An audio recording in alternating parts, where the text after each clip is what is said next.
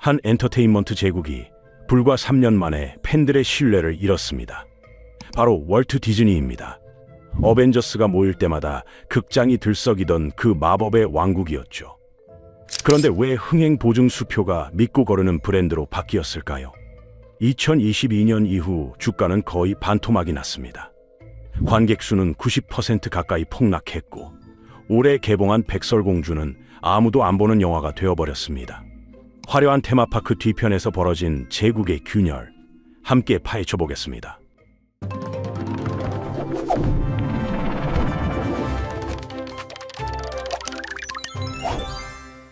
주가 반토막, 영화 흥행 참패. 이 숫자들은 결과였습니다. 균열은 더 먼저 시작됐어요. 그 첫 흔적은 경영진 교체에서 나타났습니다. 2022년 11월 어느 날 밤, 전 세계 미디어 업계를 뒤흔든 뉴스가 터졌습니다. 디즈니 이사회가 당시 CEO였던 밥 체이팩을 갑자기 해고하고 은퇴했던 전설적인 경영자 밥 아이거를 다시 불러들인 거예요. CEO란 최고 경영자를 말하는데 쉽게 말해 회사의 대장이라고 보시면 됩니다. 그 대장을 갑자기 바꾼 거죠. 이건 단순한 인사 이동이 아니었습니다. 사실상 회사 안에서 벌어진 혁명이나 다름없었어요. 왜 이런 일이 벌어졌을까요? 숫자가 모든 걸 말해줍니다. 체이팩이 회사를 맡는 동안 디즈니 주가는 무려 45%나 떨어졌거든요. 100만 원어치 주식이 55만 원으로 쪼그라든 셈입니다. 주식을 가진 사람들 입장에서는 재산이 반 가까이 날아간 거예요.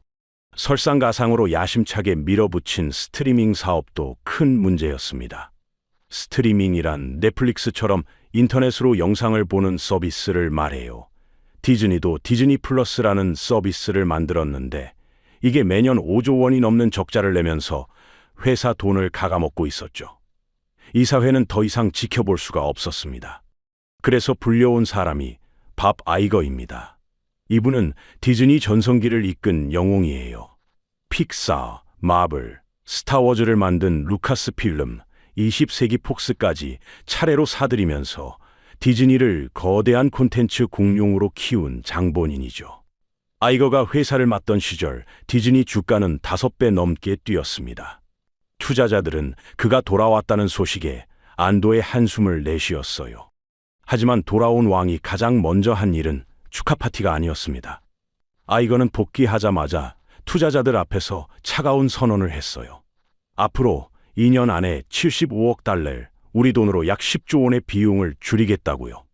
이 금액은 웬만한 대기업 1년 매출보다 큰 돈입니다. 비용을 줄인다는 말은 결국 사람을 자른다는 뜻이기도 하죠. 플로리다에 있는 디즈니 월드에 가보면 겉보기엔 여전히 화려합니다. 가족들은 미키마우스 머리띠를 사고 놀이기구 앞에서 줄을 서죠. 하지만 카메라를 돌려 미국 캘리포니아에 있는 본사를 비추면 풍경이 완전히 달라져요. 그곳은 마치 전쟁터 같은 분위기였습니다. 꿈을 그리던 예술가들이 짐을 쌌고 팬들의 환호는 분노로 바뀌었습니다. 오래전 월트 디즈니라는 청년이 작은 창고에서 시작한 마법의 성이 흔들리고 있었습니다. 2023년 봄, 디즈니 역사상 가장 잔인한 구조조정이 시작됐습니다. 구조조정이란 회사가 돈을 아끼려고 조직을 줄이는 걸 말해요. 쉽게 말해 직원들을 내보내는 거죠. 봄부터 여름까지 이어진 해고의 파도 속에서 무려 7천 명의 직원이 회사를 떠났습니다. 서울 여의도 금융가에서 일하는 사람 전체와 맞먹는 숫자예요. 그런데 진짜 무서운 건 7천이라는 숫자가 아니었습니다. 누가 잘렸느냐가 문제였어요. 해고된 사람들은 단순히 서류 정리하는 직원들이 아니었거든요. 라이온킹에서 심바의 갈기털을 한 올 한 올 그렸던 애니메이터들이었습니다. 마블 영화들의 복잡한 이야기 순서를 짜던 기획자들이었어요. 스타워즈 다음 편을 쓰던 작가들이었죠. 한마디로 디즈니의 심장이라고 할 수 있는 창작 조직이 칼에 베인 겁니다. 새로운 이야기를 만들려고 꾸렸던 부서 전체가 하루아침에 사라지기도 했어요. 20년 넘게 청춘을 바친 베테랑들이 입사한 지 1년도 안 된 신입사원과 똑같은 해고 이메일 한 통을 받았습니다. 베테랑이란 한 분야에서 오래 일한 전문가를 말해요. 이런 분들이 경비원의 안내를 받으며 건물을 나섰죠. 회사 내부 메신저에는 작별 인사가 넘쳐났고 남은 사람들은 공포에 떨었습니다. 내일은 내 차례일지 모른다는 불안이 복도마다 흘렀어요. 그런데 정말 예상과 반대되는 일이 벌어졌습니다. 이 끔찍한 해고 소식이 전해지자마자 월스트리트, 그러니까 미국 주식시장은 환호했거든요. 디즈니 주가가 그날 하루에만 6%나 올랐습니다. 왜 그랬을까요? 투자자들은 미래의 창의성보다 당장 재무제표에 찍힐 비용 절감을 더 좋아했기 때문이에요. 재무제표란 회사가 돈을 얼마나 벌고 썼는지 보여주는 성적표 같은 겁니다. 직원을 자르면 월급을 덜 줘도 되니까 당장은 돈이 절약되거든요. 하지만 이건 치명적인 실수였습니다. 디즈니는 부품을 조립하는 제조업체가 아니잖아요. 꿈을 꾸는 예술가를 자르는 건 기계를 교체하는 것과 완전히 다른 문제예요. 제조업체라면 사람을 줄여도 기계가 일할 수 있습니다.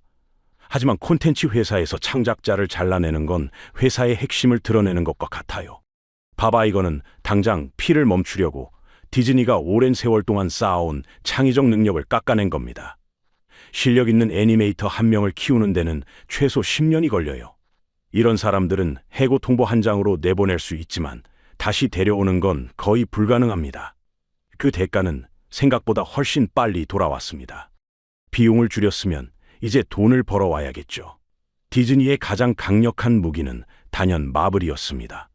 어벤져스 엔드게임 때까지만 해도 마블은 실패를 모르는 신화였어요.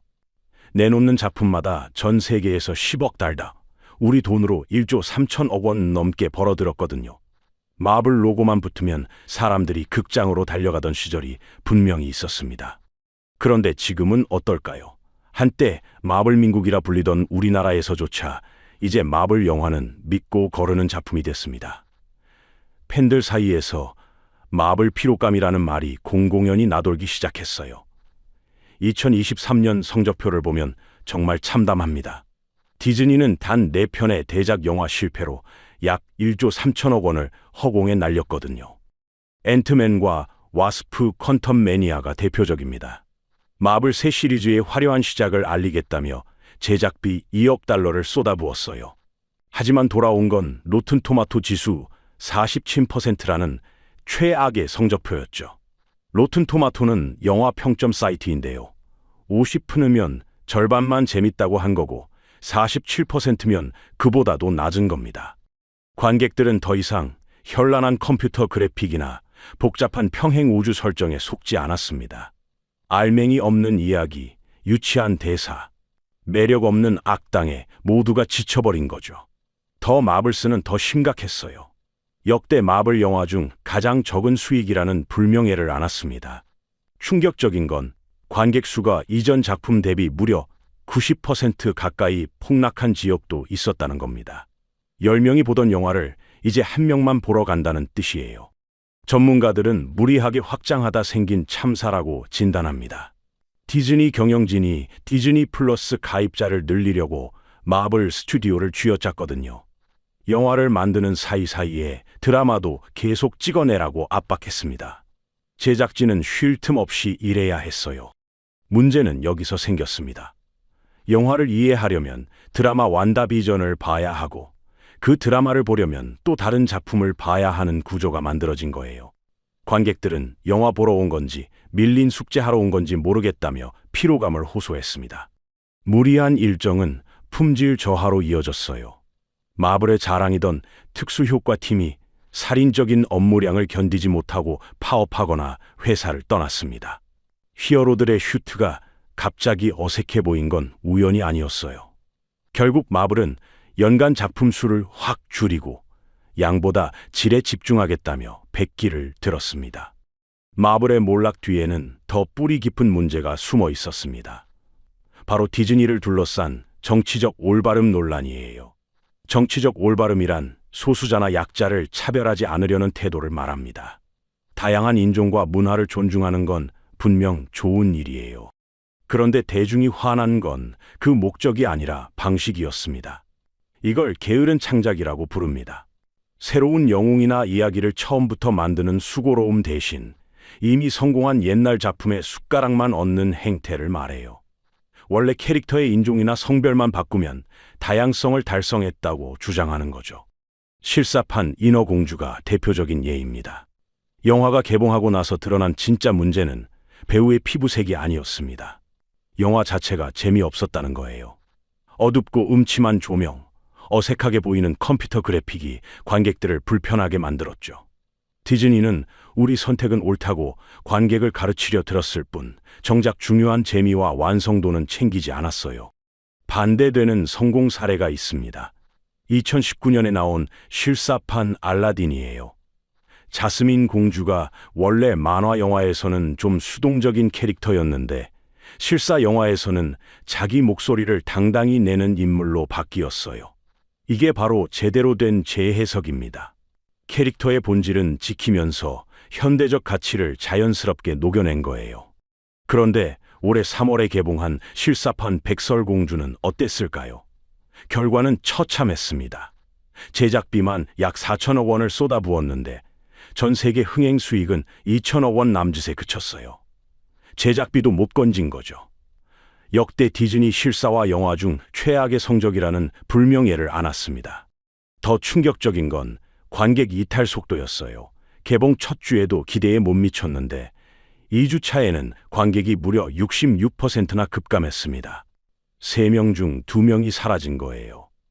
미국 영화 평점 사이트에서는 10점 만점에 2점을 기록했고 우리나라에서도 네티즌 평점이 2.4점까지 떨어졌습니다. 관객들은 차라리 악당 왕비가 더 멋있다고 비꼬았어요. 주인공은 매력을 잃고 악당이 응원받는 웃지 못할 상황이 벌어진 겁니다. 관객은 극장에 도덕 수업 들으러 가는 게 아닙니다. 2만 원짜리 표를 끊는 이유는 재미와 꿈을 사기 위해서예요. 이 기본을 잊은 태도가 디즈니가 외면받는 가장 큰 이유입니다. 극장에서 연이어 실패하는 동안 스트리밍은 어땠을까요? 디즈니의 미래 먹거리로 내세웠던 디즈니 플러스는 오랫동안 회사의 발목을 잡는 거대한 구멍이었습니다. 믿기 힘든 숫자 하나를 알려드릴게요. 디즈니 플러스가 시작된 이후 쌓인 누적 손실액은 무려 110억입니다. 우리 돈으로 14조 5천억 원이 넘어요. 감이 잘 안 오시죠? 디즈니가 픽사를 살 때 74달, 마블을 살 때 40억 달러를 썼거든요. 그러니까 픽사랑 마블 두 회사를 통째로 살 수 있는 돈을 스트리밍 적자로 그냥 날려버린 겁니다. 문제는 구조적이었어요. 구독자 한 명을 데려오려고 광고비로 40달러를 씁니다. 그런데 이 사람이 보통 8개월만 보고 해지해요. 그동안 받는 구독료는 60달러 정도죠. 여기서 서버 돌리는 비용, 직원 월급, 천문학적인 제작비를 빼면 남는 게 없습니다. 팔면 팔수록 손해보는 장사를 한 거예요. 더 큰 문제는 콘텐츠였습니다. 넷플릭스는 드라마, 영화, 다큐멘터리, 애니메이션 등 다양한 장르가 끊임없이 나와요. 하지만 디즈니 플러스는 마블이랑 스타워즈 같은 대작에만 기대고 있었죠. 이런 블록버스터 작품은 만드는데 2년에서 3년이 걸립니다. 블록버스터란 엄청난 돈을 들여 만든 대작 영화를 말해요. 그 사이 볼거리가 떨어지면 구독자들은 가차없이 해지 버튼을 누르는 거예요. 다행히 최근에는 상황이 조금 나아졌습니다. 2024년 하반기부터 디즈니 플러스가 드디어 흑자로 돌아섰거든요. 구독료를 올리고 계정 공유를 막으면서 수익 구조가 개선된 겁니다. 하지만 그 과정에서 많은 구독자들이 등을 돌렸어요. 2024년 초에만 북미에서 130만 명이 구독을 끊었습니다. 그 사이 넷플릭스와 아마존은 신나게 성장하고 있습니다. 넷플릭스는 안정적인 흑자를 내면서 한국 드라마, 일본 애니메이션, 다큐멘터리까지 다 먹고 있어요. 오징어 게임 하나로 전 세계를 휩쓸었고 더 글로리는 아시아를 넘어 세계적 화제가 됐죠. 디즈니가 겨우 적자에서 벗어나는 사이 이들은 저만치 앞서가고 있는 겁니다. 흑자 전환이라는 숫자는 좋아졌지만 콘텐츠 경쟁력이라는 본질적인 문제는 여전히 숙제로 남아 있어요. 영화가 연이어 실패하고 스트리밍이 오랜 적자 끝에 겨우 숨통을 틔운 상황에서도 디즈니에게는 마지막 방패가 있었습니다. 바로 테마파크예요. 디즈니랜드와 디즈니월드는 수십 년간 꾸준히 돈을 벌어다주는 황금거위였죠. 그런데 이 마지막 성마저 흔들리고 있습니다. 최근 디즈니랜드를 다녀온 사람들 후기를 보면 한숨이 나와요. 꿈과 환상의 나라가 아니라 줄서기와 바가지의 나라라는 평가가 넘칩니다. 입장권 가격은 하늘 높은 줄 모르고 올랐어요. 4인 가족이 며칠 놀려면 1,000만 원이 깨진다는 말이 과장이 아닙니다. 직장인 한 달 월급이 통째로 날아가는 거죠. 여기에 지니플러스라는 유료 빠른 입장권까지 생겼습니다. 돈을 더 내지 않으면 하루 종일 줄만 서게 만드는 구조예요. 동심의 왕국마저 돈으로 계급을 나눠버린 겁니다. 비싼 표를 산 가족은 휑휑 지나가는데 일반 표를 산 아이들은 2시간씩 기다려야 하죠. 가장 충격적인 건 스타워즈 호텔의 실패입니다. 정식 이름은 갤럭틱 스타 크루저인데 2박 3일에 600만 원이었어요. 디즈니는 완벽한 몰입형 경험이라고 광고했습니다. 우주선에 탑승해서 스타워즈 세계를 체험한다는 콘셉트였죠. 하지만 현실은 냉정했어요. 가격에 비해 기대에 못 미친다는 혹평이 쏟아졌고 결국 문을 연 지 1년 만에 문을 닫았습니다. 이때 손해 처리 비용만 3천억 원이 넘어요. 중소기업 수십 개를 살릴 수 있는 돈이 증발한 거죠. 디즈니라는 이름만 붙이면 팬들이 돈을 낼 거라는 오만함이 부른 참사였습니다. 테마파크 시장에서도 유니버설 스튜디오가 치고 올라오고 있어요. 닌텐도 월드와 해리포터 테마존이 대표적이죠. 슈퍼마리오 세계를 재현한 닌텐도 월드는 문을 열자마자 폭발적 인기를 끌었습니다. 유니버설은 새로운 걸 만드는데 디즈니는 가격표만 올리고 있었던 거예요. 회사가 흔들리니 기회를 노리는 포식자가 나타났습니다. 행동주의 펀드를 이끄는 억만장자 넬슨 펠츠가 주식을 왕창 사들인 뒤 선전포고를 날렸어요. 행동주의 펀드란 회사 주식을 많이 사서 경영에 직접 간섭하려는 투자자들을 말합니다. 패츠는 디즈니 경영진이 무능하니 자기를 이사로 앉히라고 요구했죠. 디즈니 역사상 가장 비싼 싸움이 벌어졌습니다. 펜츠를 막아내려고 쓴 돈만 540억 원이에요. 결국 주주총회에서 디즈니가 이겼지만 대가는 컸습니다. 경영권 싸움에서 이겼지만 디즈니가 치른 대가는 만만치 않았습니다. 이 과정에서 경영진은 투자자들 눈치를 보느라 멀리 보는 눈을 잃어버렸거든요. 5년, 10년 뒤를 내다보고 과감하게 투자하던 디즈니의 야성은 사라졌어요. 당장 다음 분기 성적표에서 욕먹지 않으려고 숫자 맞추기에 급급한 분위기가 퍼졌습니다. 분기란 1년을 등분한 3개월을 말하는데요. 3개월마다 성적을 발표해야 하니 단기 실적에 매달릴 수밖에 없는 거죠. 한때 스티브 잡스를 설득해 픽사를 인수하고 조지 루카스와 담판지어 스타워즈를 가져왔던 대담한 디즈니는 이제 없습니다. 남은 건 숫자 계산 프로그램을 들여다보며 어디를 더 자를까 고민하는 회의뿐이에요. 창의성보다 비용 효율이 앞서는 조직으로 변해버렸죠. 2008년 세계 금융위기 때 할리우드도 큰 타격을 받았습니다. 하지만 그때 디즈니는 위기를 기회로 삼았어요. 모두가 지출을 줄일 때 마블을 40억 달러에 인수했죠. 그 결과 마블은 이후 수백억 달러의 수익을 안겨줬습니다. 지금의 디즈니에게 그런 과감한 결단을 기대하기는 어려워 보여요. 구조조정의 여파는 계속됐습니다. 7,000명을 해고한 뒤에도 추가로 사람을 내보냈어요. 만들고 있던 프로젝트들이 줄줄이 취소됐고 거의 다 만들어 놓고 폐기한 작품들도 있습니다. 투자한 제작비 수천억 원이 그냥 손해로 처리됐죠. 살아남은 직원들도 불안에 떨며 모험적인 시도 대신 안전한 선택을 하게 됐어요. 마블은 1년에 내놓는 작품 수를 크게 줄이겠다고 발표했습니다. 기대를 모았던 블레이드 영화는 언제 나올지 기약이 없어졌죠. 양보다 질에 집중하겠다고 하지만 사실상 백기를 든 거나 다름없습니다. 한때 1년에 영화 4편, 드라마 6편을 쏟아내겠다던 공격적인 계획은 역사 속으로 사라졌어요. 밥 아이거 CEO는 복귀한 지 2년이 넘었지만 성적표는 아직 불안합니다. 주가는 2021년 최고점 대비 절반 수준에 머물러 있어요. 아이거는 2026년까지 자리를 지키기로 했지만 그 다음은 불투명합니다. 후계자를 제대로 키우지 못했다는 비판이 끊이질 않죠. 디즈니가 지금 마주한 건 단순히 돈 문제가 아닙니다. 정체성의 위기예요. 디즈니는 원래 꿈을 파는 회사였습니다. 창의성과 이야기로 전 세계 사람들 마음을 사로잡았죠. 하지만 지금은 비용 줄이기와 주가 지키기에만 매달려 있어요. 꿈을 만들던 곳이 숫자만 계산하는 곳으로 바뀌어 버린 겁니다. 이야기를 정리해 보겠습니다. 지금 디즈니는 사면초가 상태입니다. 사면초가란 사방이 모두 적으로 둘러싸여 꼼짝할 수 없는 상황을 말해요. 돈줄은 겨우 막았지만 팬들은 떠났고 리더십은 흔들리고 있습니다. 극장에서는 관객 수 90% 폭락이라는 충격적인 성적표가 나왔고, 백설공주는 개봉 2주 만에 관객이 66%나 급감하며 텅 빈 극장만 남았습니다. 스트리밍은 겨우 흑자를 냈지만 경쟁에서 밀리고 테마파크마저 다른 회사에 자리를 내주고 있죠. 과거 월트 디즈니는 이렇게 말했어요. 우리는 돈을 벌기 위해 영화를 만드는 게 아니라 더 많은 영화를 만들기 위해 돈을 번다고요. 하지만 지금의 디즈니는 정반대로 가고 있는 것 같습니다. 돈을 벌려고 영화를 찍어내고, 주가를 지키려고 창작자들을 잘라내고, 다양성이라는 명분 뒤에 숨어 게으른 창작만 반복하고 있죠. 디즈니가 완전히 망할까요? 솔직히 그건 쉽지 않을 겁니다. 워낙 거대한 회사니까요.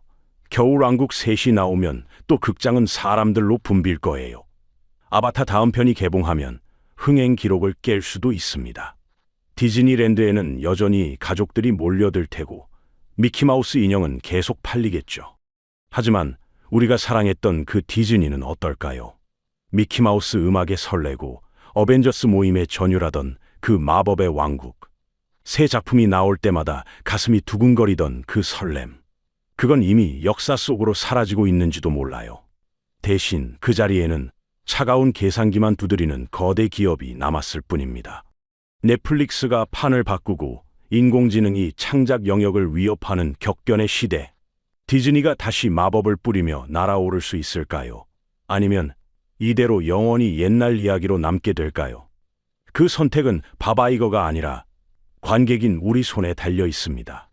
더 이상 재미없는 영화에 가르치려 드는 이야기에 돈을 쓰지 않는 것. 그게 어쩌면 디즈니를 다시 정신 차리게 할 유일한 방법일지도 모릅니다. 여러분은 어떻게 생각하시나요? 디즈니가 다시 일어설 수 있을까요? 아니면 이대로 추락할까요? 댓글로 여러분의 생각을 들려주시길 바랍니다. 사실 디즈니만 이런 건 아닙니다. 한때 세상을 지배하던 거대 기업들이 무너지는 사례는 생각보다 많아요. 다음 영상에서는 또 다른 거대 기업의 흥망성쇠를 파헤쳐 보겠습니다. 이런 기업 비하인드 스토리, 남들은 안 알려주는 진짜 이야기가 궁금하시다면 지금 바로 구독과 좋아요 눌러주시길 바랍니다. 알림 설정까지 해두시면 새 영상이 올라오는 즉시 가장 먼저 보실 수 있습니다. 다음 영상에서 뵙겠습니다. 기대해 주시길 바랍니다.